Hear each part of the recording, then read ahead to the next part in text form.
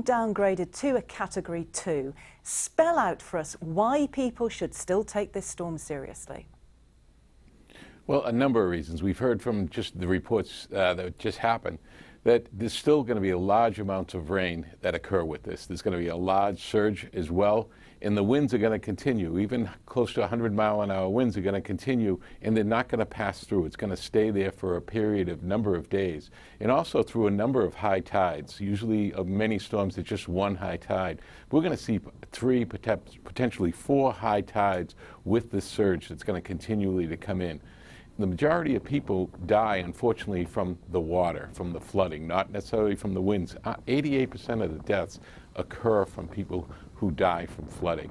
That's why when the local officials say to evacuate, people should listen to those orders. Well, we know that some people are not listening to those orders. What advice do you have for them?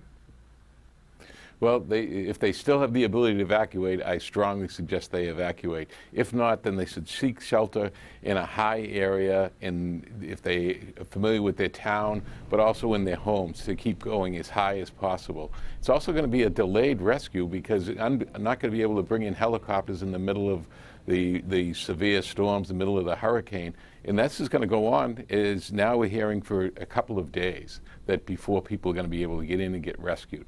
So people are going to be on their own for a while. And a wider spread area is going to be without power. And this is not just along the coast. This is going to be inland as well, and talking 20, 30, 40 inches of rain as well. Richard, as someone who's been here, seen it, done it, do you think that enough preparations have been made for this type of storm? The preparations have been going on for at least 4 or 5 days, and a lot of lessons learned from all the storms that happened last year in 2017. And the preparations, the federal, the state, the local government, bringing all those people together, the whole community, reaching out to the nonprofits, reaching out to the faith-based community, the private sector, and the public themselves. A large amount of the public have been, evacuating, listening, and preparing as well. Fostering the culture of preparedness has helped quite a bit. As much preparation as can be is being done.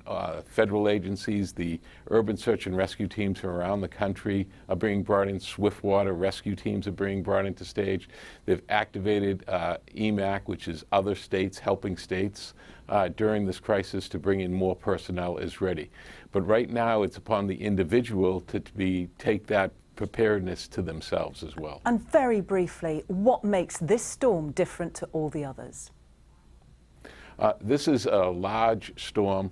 It's a large amount of water that's coming in, and it's one of the first major storms that's actually hitting the East Coast in a while. Don't forget, there's also Hurricane Olivia in Hawaii. Isaac is going through, and other storms going on at the same time, dealing with wildfires in other part of the country. Richard Serino, thanks very much indeed for joining me.